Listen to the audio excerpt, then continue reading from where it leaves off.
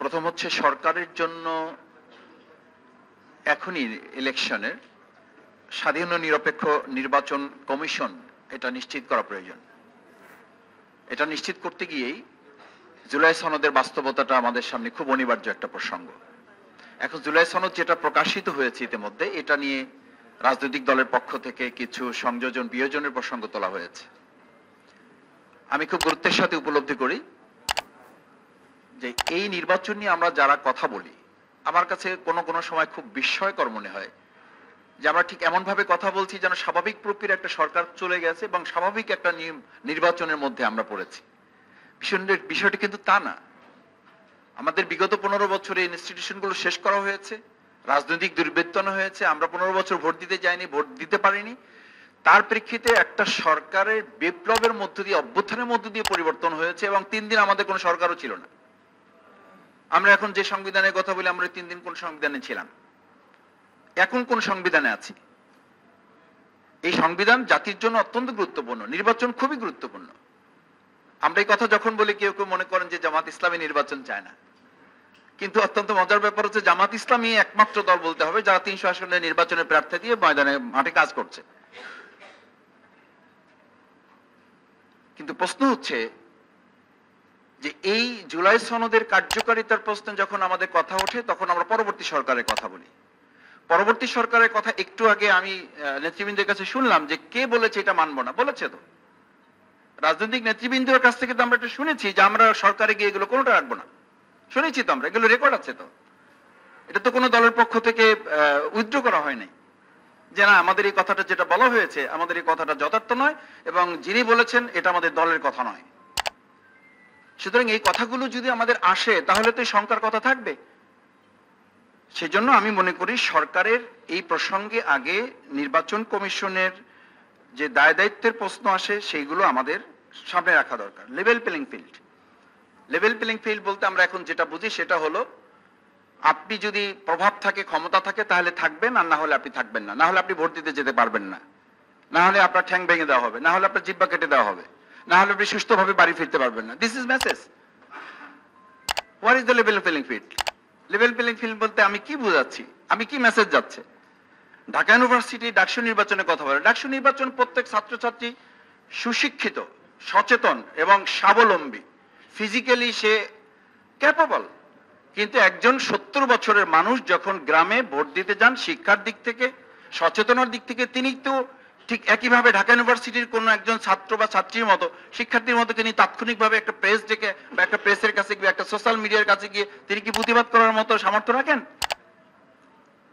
Dhaka university DUCSU নির্বাচন করতে গিয়ে আমরা যতটুকু জানার সুযোগ হয়েছে, ঘাম ঝরেছে, শুধু ঘাম ঝরেনি, কোনো কোনো সময় আমাদের কাছে মনে হয়েছে যে আমরা সিটকে পড়ে যাচ্ছি, ইলেকশনটা বন্ধ হয়ে যাচ্ছে। কোনো কোনো সময় এরকম মনে হয়েছে যে রেজাল্ট ডিক্লেয়ার করা যাচ্ছে না। রেজাল্ট ডিক্লেয়ার করার কথা রাত 8টায়, রেজাল্ট ডিক্লেয়ার করার কথা রাত 10টায়। সেই রেজাল্ট ডিক্লেয়ার করতে তো পরের দিন সকাল 10টা বেজেছে। কেন বেজেছে? কেন ইউনিভার্সিটির পার্শ্ববর্তী এলাকায় লোক জড়ো হয়েছে? কেন টোটাল প্রশাসনকে ইনভলভ হয়ে বলতে হয়েছে? যদি এটা হয় তাহলে একটা ছোট্ট ক্যাম্পাস মানে বাংলাদেশের তুলনায় এটা একটা ছোট্ট জায়গা, সেই জায়গাটাতে যদি গোটা প্রশাসন, রাজনৈতিক দল, শিক্ষার্থী ইনভলভ হয়ে করতে, তাহলে এত লক্ষ কেন্দ্রকে পাহারা দেওয়ার দায় দায়িত্ব এই সরকার কিভাবে রাজনৈতিক দলগুলোর সাথে আলোচনা করা ছাড়াই একটা ডেট দিয়ে আমরা রোড টু ইলেকশনের দিকে চলে যাচ্ছি? কোন আস্থার উপরে ভিত্তি করে? আমি লেভেল প্লেইং ফিল্ডের জায়গায় আমাদের তো প্রতিদিন আমাদের কাছে, আমার মোবাইল অন্তত 50টা মেসেজ আছে, কালকে অমুককে মেরেছে, কালকে সোশ্যাল মিডিয়ায় একটা মত প্রকাশের জন্য তাকে ধরে এলাকায় মারধর করা হয়েছে, তার পরিবারে বাবা মাকে হুমকি দেওয়া হয়েছে, আপনি দল ছাড়েন না হলে দল থেকে আপনাকে এখান থেকে এলাকা থেকে বের করে দেওয়া হবে, আপনি ঢাকায় থাকেন এলাকায় আসবেন না, এলাকায় থাকেন এলাকা থেকে চলে যান। এটা তো হচ্ছে এখনকার। এরপর যখন আমরা আরেকটু ইলেকশনের মধ্যে প্রবেশ করব, আমি তো মনে করি তখন লেভেল প্লেইং ফিল্ডের প্রশ্নে আমাদের আরো অনেক ঝুঁকির মুখে পড়তে হবে। সেই জায়গাটা আমি মনে করি যে আমাদের নির্বাচন কমিশন তাদের দায়িত্বের গুরুত্বপূর্ণ অংশ হচ্ছে যে আমি পোস্টার নিয়ে আলোচনা দেখতেছি, পোস্টার লম্বা হবে, বড় হবে, কালার হবে না, তারপরে মাইকিং 5টা হবে, 7টা হবে না, এই সমস্ত বিষয় আলোচনা খুবই গুরুত্বপূর্ণ, কিন্তু তার চেয়ে গুরুত্বপূর্ণ পলিটিক্যাল পার্টি কালচার, কোন সিস্টেম, কোন চেঞ্জ কি আমাদের হয়েছে? আমরা কি কোনো রিফরমেশন আমাদের মধ্যে নিয়ে আসতে পেরেছি? চিন্তার মধ্যে, দর্শনের মধ্যে, ফিলোসফিতে আমাদের কোনো পরিবর্তন এসছে? আমার কাছে তো তা মনে হয় না। আমি এখনো এলাকায়, আমাকে এক জায়গায় নমিনি করা হয়েছে, পটুয়াখালী 2 বাউফল আসন। আমাকে আমার লোকেরা বলে যে মাসুদ ভাই এখনো আসতে হলে আমাদেরকে একটু প্রিপারেশন নিয়ে আসতে হবে। What is the scenario? এলাকায় যেতে হলে যদি আমাদের প্রস্তুতি নিয়ে যেতে হয় এখনই, তাহলে ইলেকশনের দিন কি প্রস্তুতি নিতে হবে আমাদের? ওসি সাহেব বলেন, ডিসি সাহেব বলেন, ওনাদেরকে জানিয়ে যেতে হয় আমাদেরকে যে ভাই আমাদেরকে একটু জানিয়ে আসবেন, কারণ আপনারা কখন আসেন, কখন কোথায় কি হয়, আমাদের একটা টেনশন থাকে। তো এখনই যদি টেনশন ডিসির থাকে, এসপির থাকে, ওসির থাকে, তাহলে লেভেল প্লেইং ফিল্ড বা প্রশাসনের এই কর্তব্যের জায়গাটা আমি মনে করি যে এটা কনসার্ন হওয়া উচিত আমাদের। তৃতীয় যেটা আমি বলবো সেই জায়গাটা হচ্ছে, দেখেন আমরা ইলেকশনের জন্য আমাদের এখানে 4টা মূল কনসার্ন আমরা খুব গুরুত্বের সাথে বলেছি। আইন শৃঙ্খলা রক্ষা, আইন শৃঙ্খলা রক্ষায় যারা আছেন তারা একদম শেপ নিয়ে বসে আছেন। আমি এটা একেবারে সবার জন্য কমন বলছি না, শেপ নিয়ে বসে আছেন। সামনে একটা ক্ষমতায় আসতেছে একটা দল,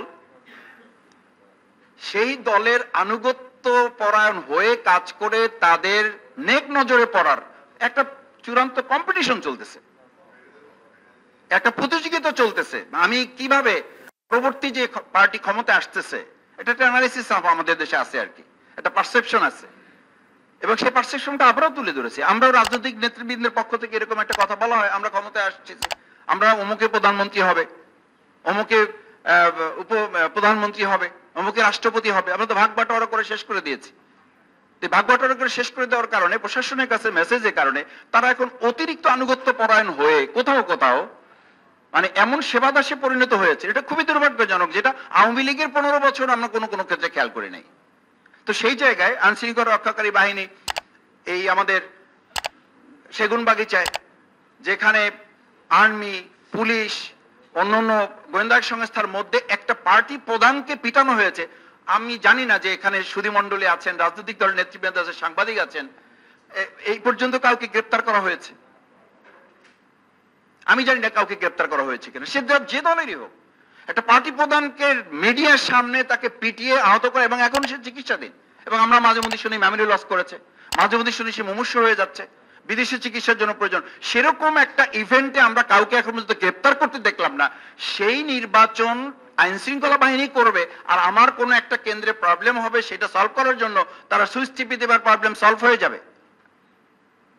এই বিশ্বাস নিয়ে যদি আমাকে চলতে হয়, তো আমি এরকম অতি বিশ্বাস নিয়ে চলবো, কিন্তু শেষে এরকম হয়তো একটা বিবৃতি আসবে, কিছু ত্রুটি বিচ্ছিত হয়েছে, ক্ষমা সুন্দর দৃষ্টিতে দেখে আমাদেরকে কাঁধে কাঁধ মিলে দেশ এবং জাতি গড়ার কাজে সামনের দিকে এগিয়ে যেতে হবে। দুর্ভাগ্যজনক, দুর্ভাগ্যজনক। এই স্টেটমেন্ট দিয়ে স্টেট চলবে না। এই স্টেটমেন্ট তো আমরা দেখেছি, যাদের গ্রেপ্তার করার কথা তারা স্টেটমেন্ট দিয়ে দুঃখ প্রকাশ করছেন, তারা স্টেটমেন্ট দিয়ে বিচার চাচ্ছেন, অথচ তারা দায়িত্বে আছেন। প্রযুক্তির ব্যবহার আমরা যদি বলি, প্রযুক্তির ব্যবহার আমরা কতখানি করতে সরকার প্রস্তুতি নিচ্ছে আমরা জানি না। সংস্কার কমিশনের মাধ্যমে প্রস্তুতি, জুলাই সনদের আইনি ভিত্তি তো আমরা এখনো করতে পারি না। জুলাই সনদের আইনি ভিত্তিটা তো আমাদের জন্য অত্যন্ত তাৎপর্যপূর্ণ, কারণ এটার উপরে ভিত্তি করেই আমাদের নির্বাচনে কিছু বাধ্যবাধকতা আসবে। আমি ক্যান্ডিডেট হিসেবে আমার বাধ্যবাধকতা আসবে, রাজনৈতিক দল হিসেবে যারা আছেন তাদের কিছু বাধ্যবাধকতা আসবে। সেই জায়গায় আমি রাজনৈতিক দলের কিছু করণীয় কথা কয়েকটা বলে আমি শেষ করে দেবো। গণতান্ত্রিক আচরণ বজায় রাখা। গণতান্ত্রিক আচরণে আমাদের কি এমন আমরা আচরণ বজায় রাখতে পারছি? আমাদের বক্তব্যে, আমাদের কথার মধ্যেই তো আমরা কোনো সৌজন্যতা এখনো ফিরে নিয়ে আসতে পারিনি। এখন কোন টক শোতে কেউ বসতেও ভয় পায়, আগে সে জিজ্ঞেস করে আমার টকশো সহপার্টনারকে, টকশো সহপার্টনারকে, এটা না জেনে সে যেতে চাচ্ছে না। যেতে চাচ্ছে না কেন ভাই? আপনি সংসদে আস্থা রাখবেন, নির্বাচনে আস্থা রাখবেন, কিন্তু টকশোতে 3 জনে আস্থা রাখা যাচ্ছে না। প্রডিউসার যিনি থাকেন বলেন যে মাসুদ ভাই অমুকে আসবেন, আপনি যদি একটু ওনার ব্যাপারে রাজি হন তাহলে আমরা একটু ওনাকে ডাকতে চাই। তাহলে এই কোশ্চেন আমাকে বলা হলো কেন? বলছে মাসুদ ভাই এখন এটা একটা কমন কনসার্ন হয়ে গেছে, 3 জন মিলে টকশোতে থাকা যাচ্ছে না। প্রডিউসার ভয় পান যে এই 3 জনের মধ্যে ওখানে এমন পরিস্থিতি তৈরি হবে যে আইন শৃঙ্খলা বাহিনী নিয়োগ করতে পারে, এবং সেই সিনিয়রিটি গুলো তো আমরা দেখতে পাই। আপনি ওখানে আলোচনা হচ্ছে রাজনৈতিক দলগুলো কিভাবে জনগণের মধ্যে ঐক্য বিনির্মাণ করতে পারে। যারা ঐক্য বিনির্মাণের করার জন্য বয়ান দিচ্ছে তাদের মধ্যে যে হয়, সেটা তো গোটা জাতিকে বিভক্ত করে ফেলছে। কি ঐক্যের আলোচনা হচ্ছে ওখানে? কি ঐক্যের মেসেজ দিচ্ছে আমরা ওখানে?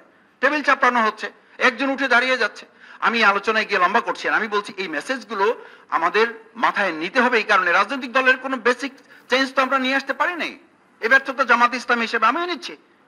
আমরা এই আলোচনায় যাচ্ছি না, আমরা আলোচনায় যাচ্ছি প্রশাসনে, আমরা আলোচনায় যাচ্ছি আইন শৃঙ্খলা বাহিনী, আমরা আলোচনায় যাচ্ছি অন্তর্বর্তী সরকারে যারা আছেন। কিন্তু আমাদের দায়িত্বটা কি?